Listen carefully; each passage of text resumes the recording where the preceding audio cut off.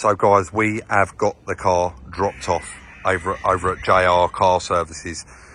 So in the last video, we got this running, and I actually spoke to Josh on the phone. We saved that engine saved. Yeah. Is fine. Yeah, it's fine.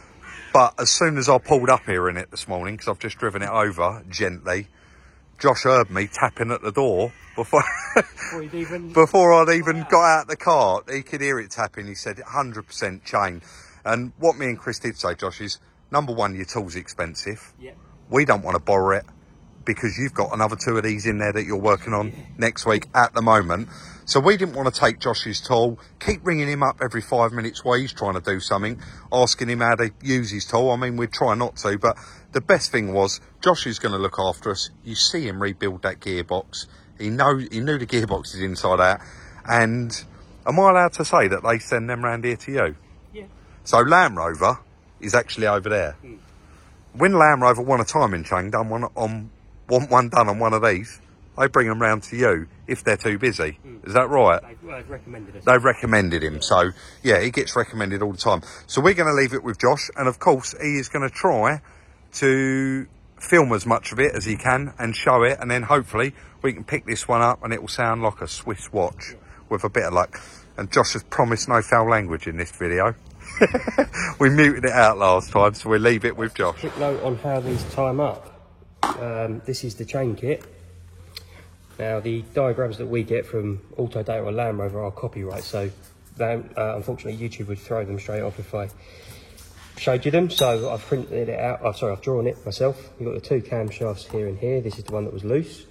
You've got this intermediate gear, and that is 1 chain, tensioner and 2 guides. Then the bottom chain, you've got the fuel pump and the crankshaft, and 3 guides, 1 guide having a timing mark on it. So for the bottom chain, there is no mark on the crankshaft. Now what this means is you need the tools. You can't really, if it wasn't snapped, you probably would get away with it, but if you want to check it's in time, you need the tools, because there's no locating mark on this crankshaft. So you have to buy all the tools basically because of 1 component, because everything else, the guide's got a mark on it, the fuel pump has got a mark on it, and the intermediate gear has got a mark on it to set the timing, all other than the crankshaft. If you was just doing the upper chain and the bottom chain you knew was okay, you could get away without the tools, because you've got a mark on both camshafts and 1 on the intermediate gear. So this is the kit, as you can see. You've got 2 chains. Now the reason they do 2 chains on vehicles these days is because the chains are much thinner than they used to be, for reasons of efficiency and probably manufacturing costs as well. So this intermediate gear here, this doesn't drive anything, it's just a free gear, and the reason that is there is because it's another stress point to take the stress off the chain. If this was 1 chain, it would be under even more stress. So yeah, you've got the timing marks on the fuel pump sprocket, you've got a timing mark on the guide, and you've got the arrow on the intermediate gear which goes to this chain, and that's that chain done. And then here you've got a mark for the upper chain, you've got a mark there, and you've got a mark there. So that is how it times up. There's a couple of extra seals that come with it. There's a crank seal, there's a special tool to fit that, and once you fit that you have to leave the vehicle for 2 to 4 hours to settle before you start it. And then there's the upper chain cover gasket.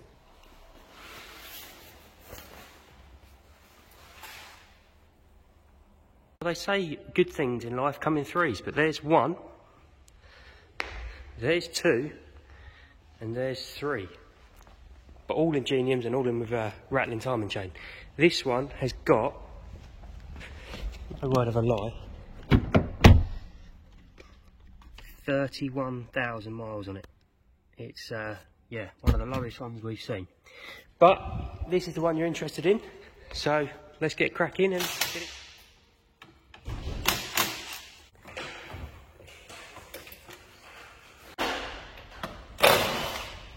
Right, so got the battery tray out of the way, bit of deja vu for you all, just putting all this top bits off,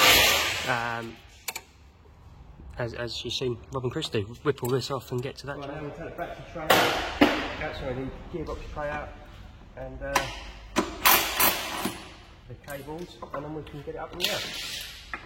Right, and that is everything from at the top. The cable's disconnected, ready to go, so we'll get it up in the air. Got to take this intercooler off, but all the bolts are much easier to take off from down the bottom. I might just whip these two out here, and then yeah, we'll get up here.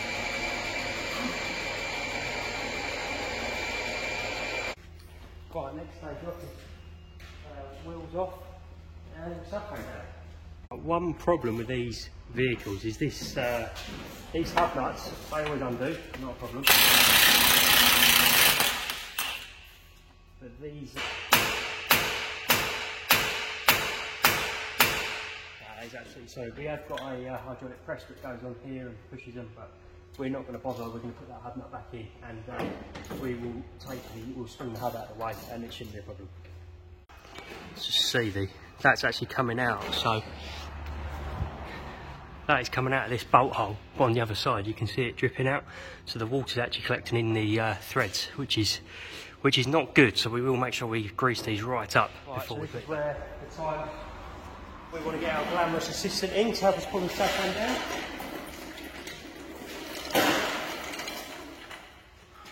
It's a bit fiddly because the ball joints are seized in as well, which I didn't actually show, but we can't take these arms out very well, so what we end up doing is just dropping the subframe a couple of inches and then putting the arms out that way. It saves damaging anything or damaging any of the CV joints, because the CV joints and wheel bearings are quite reliable, these, so I don't want to disturb anything I don't need to.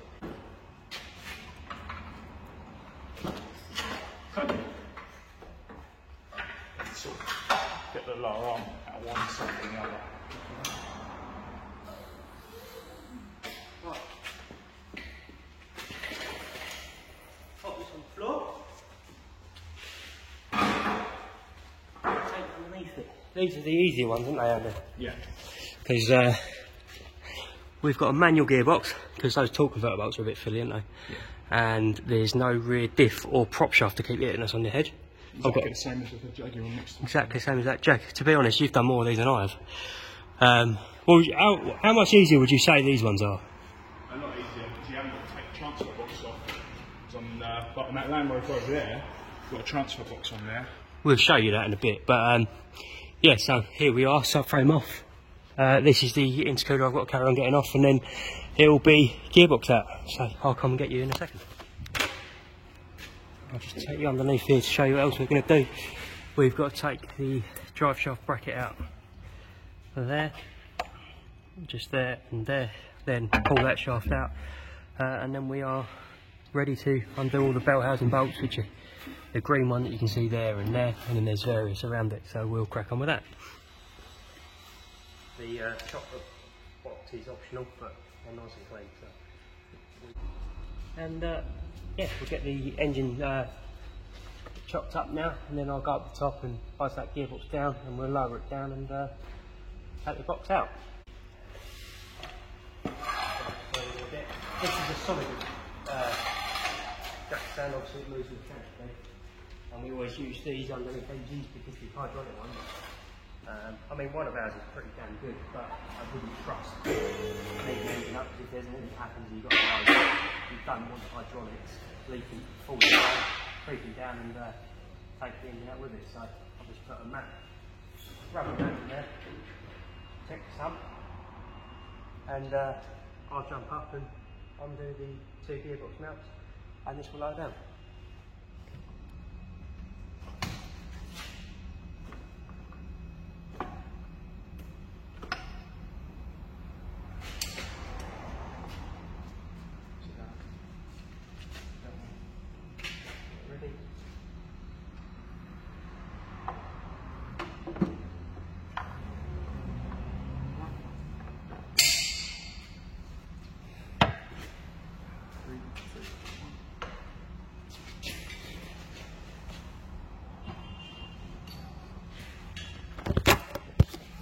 That's the box out, in time for the clutch and flywheel, and this is the timing cover behind that. Right, so one thing that is quite important to note is you cannot be using impact guns to fire off clutches these days. These are self-adjusting, has a self-adjusting mechanism in it. This one's not visible really, it's down there is part of it. and what it is when the clutch wears, it tries to keep the pedal the same, rather than you used to have clutches that go high. It doesn't really happen as much these days. So it's always vital to take these off evenly, crack one, miss one, and then jump on another one. Now there is a tool to resetting them. Most of the time you don't need it, but it is vital that you don't crack them off with a gun. You can wind them out with a gun, not a problem, once they're cracked off, but do not break them through, because you can fire that mechanism off, and what will happen is when you put the clutch back in, it goes for installing it as well, you will not have a pedal, and the clutch will need to be reset with a special tool. So what I'm going to do before putting the flywheel off, that line on that cam is the timing mark, so I can't do this while filming. Andy, could you just come and turn this flywheel? Now the flywheel turns anti-clockwise, that is the direction of the engine, you don't want to turn that backwards. So if you turn that flywheel for me, Yeah. I'll tell you when it's hopefully in line. You can hear that bottom chain jumping around. I think it's the bottom chain causing the problem on this. Here it's so bad. Obviously I don't care if it jumps now, because we're not going to be starting it till the new one's on it anyway, so we just want to get it vaguely in line. Keep going, keep going, keep going. God, you can see that flywheel's moving before that chain is gone. See the play in that. Right, that'll do. That's roughly in the right place. So we'll get the Torx bit, and if you crack all them off, 1, 2, 3. Wonder if anyone wonders why we're not wearing gloves, but they're just absolutely pointless in these jobs, aren't they? They just rip every 2 seconds. So we just put barrier cream on instead.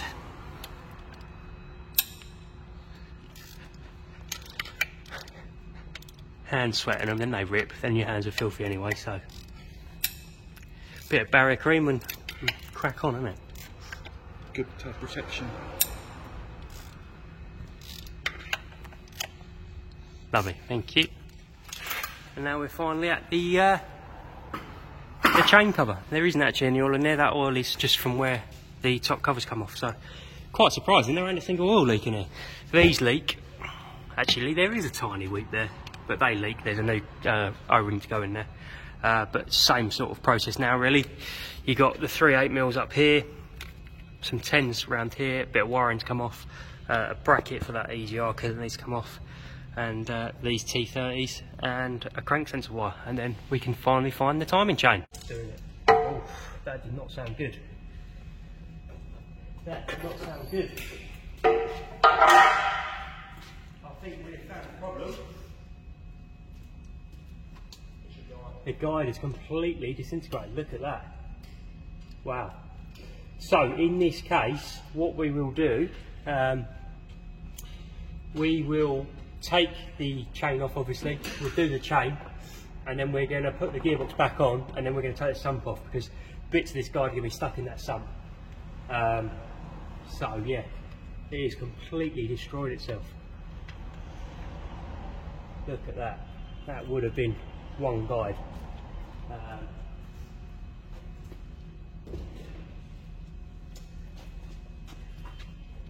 That is what that should have looked like, but no, that is pretty shot. So I'll just take you off the stand. This is going to be a little bit difficult to film. I'll have to set the camera up somehow to show you the important bit, which was this chain. Now we know that this pulley came loose, and my theory on why that happens is there's such a vibration through the slack chain that it just basically acts like an impact gun. I've seen it before happen. We've also seen these collapse and fall apart. That's quite common. There is a newer one. The kit that we've got has got the revised one in. You have to watch it when you buy kits on the aftermarket. You need to make sure that it's the latest revision, which it is. But my theory is where the chain is jumping around so much, so obviously this is all turning anti-clockwise, so I think my theory is once it jumps, it pulls it pulls that cog quite swiftly anti-clockwise, and these aren't left-hand thread. Obviously they shouldn't need to be, but it's just when things get worn out. Also, while we're here, these are the balance shafts. So to change these, they bolt in this side, but you have to take off all this cover here, all the crank pulley and everything, and that they push out that side, and there's a special tool. I will show you that. I will do my best to show you as much as I possibly can in doing this timing chain. I think what we will do is let this ramp down slightly with two of us winding this engine down as we go, just so I can get a better camera angle and get you right into show you. So this camshaft tool locks the cams in place, not the pulley, and that slots up there. Now I would always advise putting that one in first. I've done it backwards, but I would normally put this one in first because you can then move the crank round to get it in. What I'm going to do is put some grips on this pulley, and the reason I'm going to put some grips on this pulley is we're changing this anyway, so I don't care about marking it or damaging it. But yeah, we'll give that a wiggle. Bit more, that's it. Right, and then there is a bolt that locks that out, which is here. There we go. Right, that's dropped in place. And that is them cams locked. Thank you, Andy. And then this little tool goes over both of the cams. We will have to give this one a bit of a wiggle, but that basically locks it off so we can undo these bolts. It just holds it, and that is all the timing tools in place now. Yeah, when we get the new chain on, you'll see the belt. I can't believe, look how much tension, you know, just in isolated to wherever that camshaft stopped.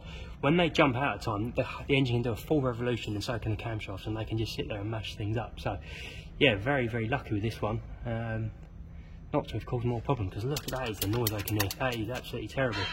And obviously that tension is not going to be anywhere near long enough to try and take that slack out. So next stage is whip these cams off, and yeah, and then get all this chain off. But like I say, I'll try and set the camera up, and we'll go from there with it. Right, so we're going to tap this top chain first. And try and take this one off.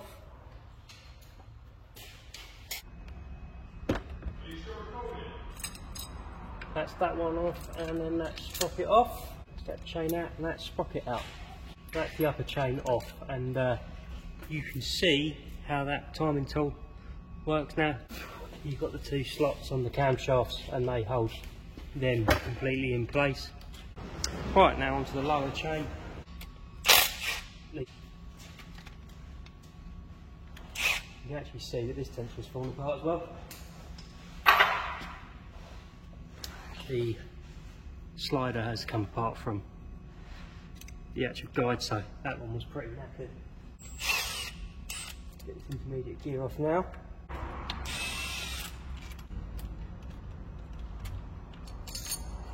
That's the intermediate gear off. There's obviously a bearing in that, but that's still alright.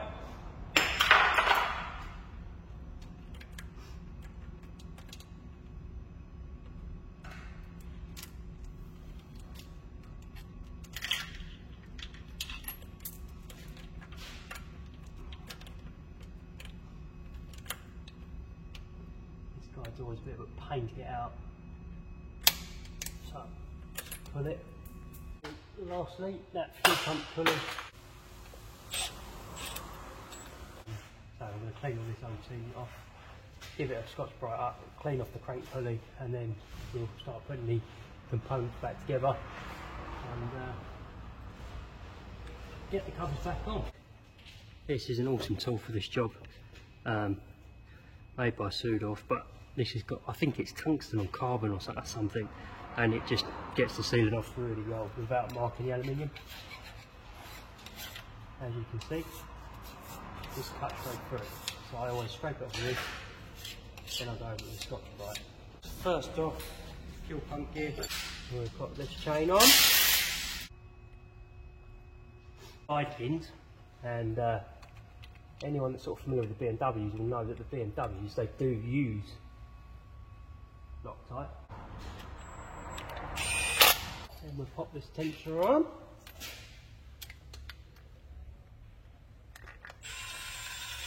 what I like to do, I like to do everything up pretty loose. And then when everything's back together, we'll just bar it up, and then we'll put the then we'll pull the pins on the tensioners. We'll line that up. This bolt does have a little bit of Loctite on it.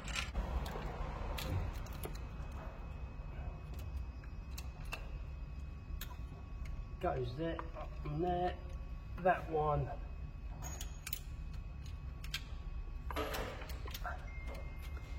lines up like so. If you look on this guide, there's ridges, and it's quite easy, believe it or not, to get the chain half on, so you always need to make sure they are locked in like so. Right, and the last aspect of this is this tensioner that goes in. Now what we will do is we will torque this one up now. What I like to do now is tighten the guides up, and when I tighten the guides up, I'll just mark every bolt that I tighten so that I know they're all. When you have fitted this chain, you've got to set this tension off, and you do that by pressing the chain in quite hard. So that's all the chain on now. I'm just going to torque that fuel pump pulley up. Now the tensioner is out. Right, so there's the top timing marks. There is a little dot on that pulley which I've covered. Got a dot on that one. That's the top chain done. And then we've got that mark there, which I didn't actually paint, but that goes to that one. The fuel pump has a dot there, and then that guide there, and that is timed. Once you've spun this over, all these timing marks will be irrelevant on the chain. The links will not line up. You have to do, I think from memory, it's 64 times you have to turn them around normally before they line up again, which obviously we're not going to do, but we are going to spin it over a couple of times. The plate that goes on top of there, once this is out, we will put that plate on and torque those two, because they're the only ones that aren't done. So I'm going to do that now. I'm going to get this plate out, and then I'm going to get that second plate on here and just paint a line on that to state that that one's torqued, which I'll do now. But that is how you time them up. But it's a shame, because if there was another link on, painted link on here, you could just do it all without the tool. But to be fair, it's not worth the risk. You see how much work is involved. It's not worth the risk doing it without the tools. But we'll get this on. And one thing I definitely want to do before we go home is get this rear main seal on and leave that overnight to settle. But I'll explain that as we go. Andy's just going to give us a hand getting this sump off. We've ripped all the bolts out. You see how much crap is in there.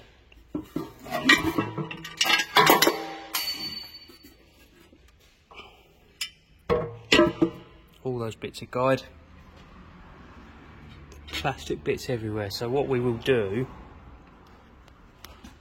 we will take this strainer out, because you can see that it's not too bad, but it's starting to block up. But on a side note, this is actually a clean engine in there. Very, very clean. A lot of these are so badly gunked up with carbon oil. So yeah, overall, decent little engine, but we'll get this cleaned up. Do the same on here with the scraper and scrape all that surface clean, and then we'll clean the sump out and get it back on.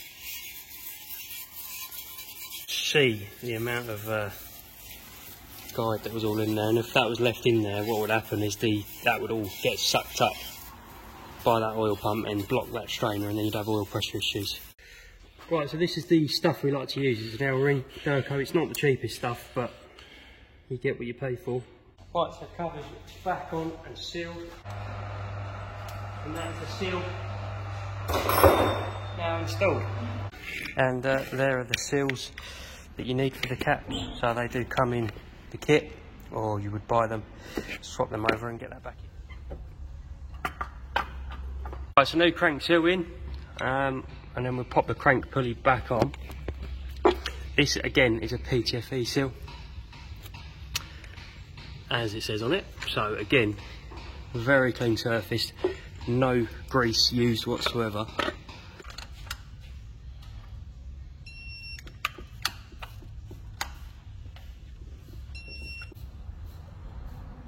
If we go up, get it over this drive shaft. Right, we also know this car had a DPF issue. Now we know that Rob and Chris have already put some cleaner in, which I think will probably solve it. But while all the subframe's off and everything, we can get to everything. What I'm going to do is take this AdBlue injector out, which I've already undone, and I've got an endoscope camera here that we're going to put in and have a look. And the reason for this is these DPFs are notorious for cracking inside, and if it's cracked, then no amount of regenerating it is going to help. Now, it hasn't got the usual fault codes for the cracked DPF, because what a lot of manufacturers are doing now in the Euro 6, they've got a low pressure EGR system, and the feed for the EGR is after the DPF, which is a great idea because it helps prevent all the soot getting built up back into the intake manifold and everything. It has got a high pressure on as well, and yeah, the pipe goes all the way along the exhaust and then it goes into the EGR cooler, and there is a filter inside between where you can see the bolts. In between this housing there's a filter that blocks up, and it then throws up EGR fault codes, and it's not an EGR issue, it's just that there's a filter blocked in there. I will probably just whip that off to show you with the camera as well, but for now I'll get the camera down there and I'll show you the footage.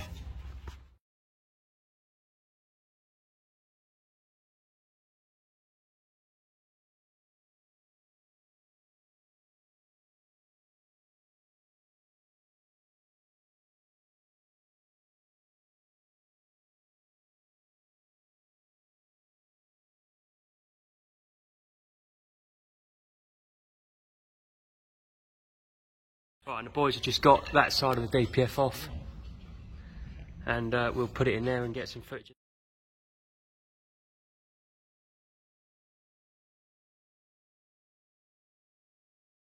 And no, it looked pretty clean in there.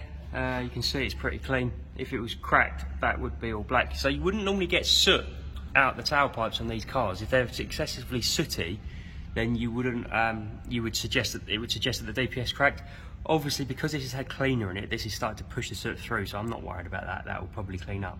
So yeah, we'll get it back together and put it on a regen once the chain's done, and I'm sure that will be back together. All the subframe's back up, the arms are on, steering rack on, everything's taut, so we can ready to let it down and carry it. It's got a genuine filter. We prefer using them. Just such a better thing to do, especially if there's going to be any warranty claims. At least there's going to be no argument about the quality of it. So I'm going to put the oil filter in and some oil, and we'll see if it starts. Oil's in it, ready to go.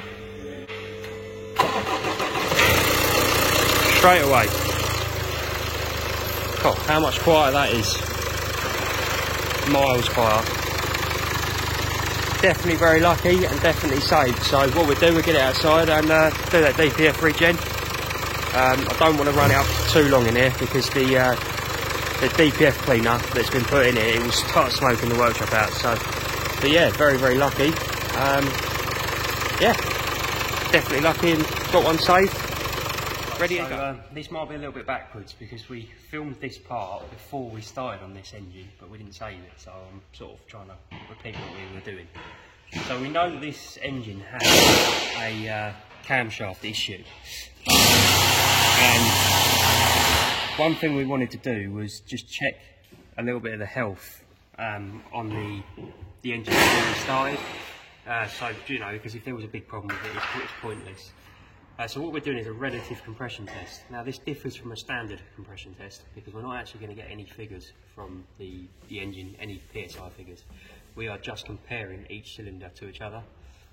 What this tool does, the Pico here, it's going to take a voltage measurement from the battery, and as the compression goes up in each cylinder, as the start motor's cranking, the current will go up and the voltage will drop in the battery, and it does a calculation and just measures between each cylinders. It will give us the highest one at 100%, and then all the rest of the figures will show up as a percentage of that. Land Rover state that anything over 10%, anything under 10% difference between the highest and the lowest is a very healthy engine.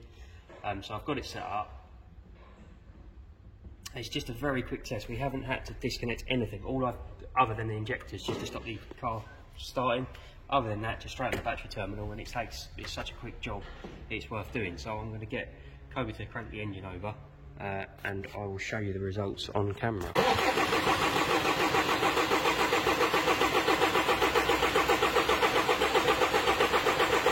There we go. Right, so Land Rover state, anything under 10% is absolutely fine.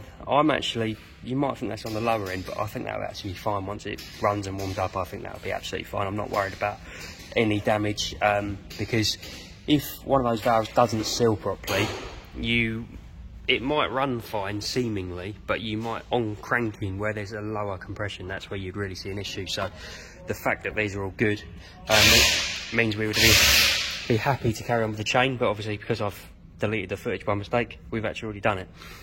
But I thought you might want to see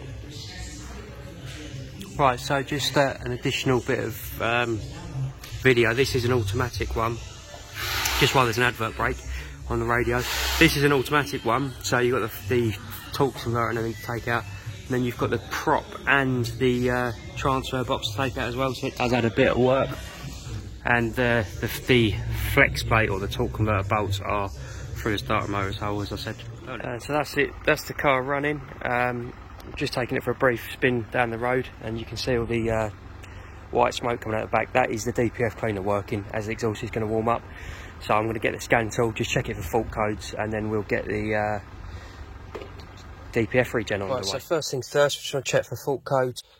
Vehicle condition incorrect for DPF regen. So that can literally be simple as it's been run around town and never got hot enough on the motorway to regenerate, and now it's to the point that it won't regen by itself, so it's going to need doing. Obviously, like we said, the cleaner's in there, so the vehicle must be driven at a speed over 25 to enable the false regen.